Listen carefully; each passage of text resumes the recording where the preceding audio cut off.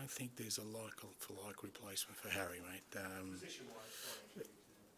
In terms of a striker, yeah. No, look, again, we've been planning for this, fair to say, for a while. You know, I think it doesn't take too much investigative work to realise that, you know, this was going to happen. So we've been sort of planning for it to happen anyway. So a lot of our business up till now is with that in mind. So this doesn't change things dramatically from my perspective anyway, in terms of what we're trying to build. There's still movement in the squad, absolutely. You know, we've still got a fairly big squad that we need to move out, some players, and I think some players will seek opportunities elsewhere, and there's still, you know, 3 or so weeks to go in the transfer window. So I think there'll still be movement, but that's not because, you know, Harry's gone. That's always been in the plan. In terms of a 20 goals plus a season, man, have you given Premier League a list? I don't think it works that way, mate. It's not, you know, it's not my wife handing me a shopping list to go down and get some milk and bread for the kids. Like I said, we've been sort of, you know, our whole strategy has been around the fact that, you know, Harry wasn't going to be around, more than likely. So it's not like we've had that for powwow this morning and, geez, what do? We knew it was coming, and we've been working towards that. And, you know, from my perspective, we're preparing now for Brentford, and, you know, there won't be anyone incoming between now and Sunday, so that's where my focus is. Yeah, he's fit. There's no issues with him. I mean, you know, we didn't play against Shakhtar, but he was never going to be honest. We were always going to sort of play 2 different 11s, and he picked up a slight knock at training. So, but he got through the Barca game really well. Yeah, look, Richie's a fantastic player. He's, I said before, he's got some really strong attributes that fit in well with the way I want my team set up. He was a really, you know, he's a hard worker for the team, apart from, you know, obviously, you know, doing the stuff that he needs to in front of goal. But, you know, there's all aspects to his game. And as you said, he's represented his country at a World Cup, not an insignificant thing. And sometimes when things like this happen, opportunity exists, and it's up to somebody to step through that door, whether that's Richie or anyone else. You know, that's all you can ever ask for in football. It's opportunity, and him and the others.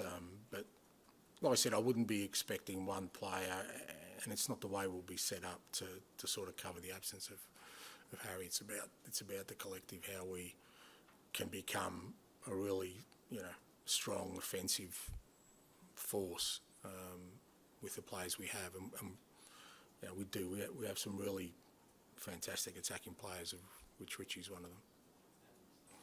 Yeah, no, it's good to get Mickey in, and yeah, he's settled in well. Sort of, it's always it's easy for me to say, but having just been through it myself, you know, it's not as just simple as them coming out and training. They've got to sell themselves off the field as well, and all these kind of things take time. But yeah, he's looked bright at training.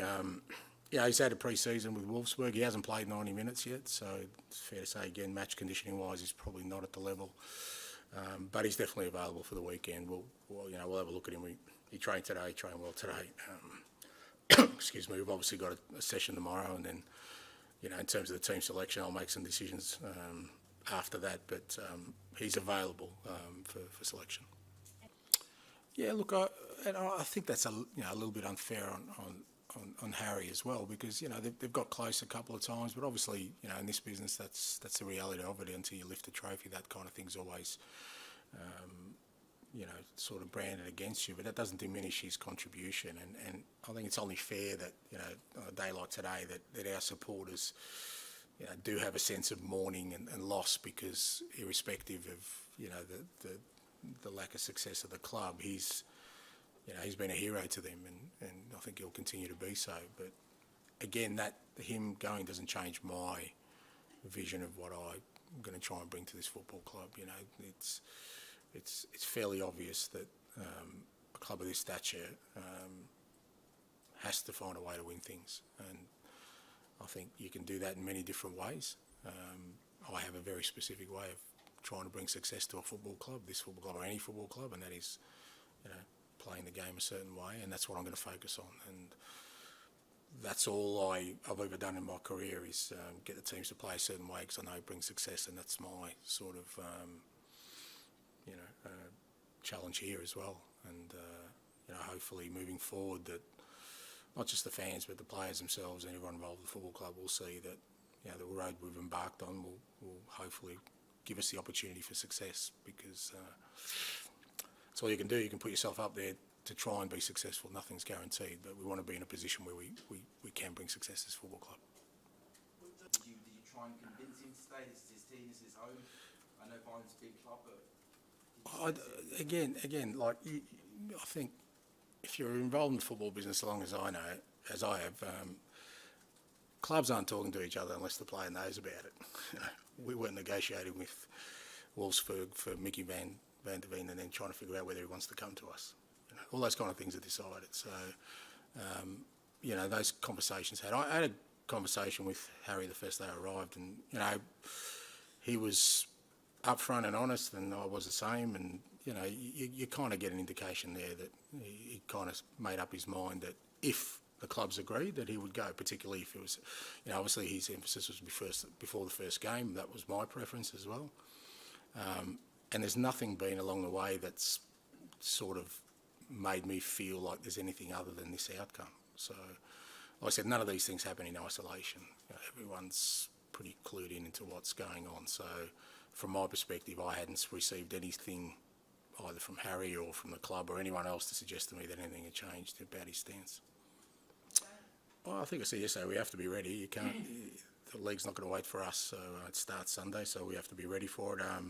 Obviously, it's a great test for us. Brentford away is tough for anybody in the league. They showed that last year, and I think you've seen growth in their team every year they've been in the Premier League.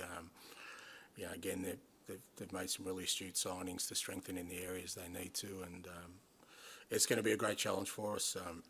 It's a great physical challenge when you play Brentford. They work hard as a team. They're well organised. They're difficult set pieces, and we've got to try and counter all that stuff. But also, from our perspective, try and play our football. We've been working hard on that in the pre-season, and this is our first chance to sort of start to lay some foundations.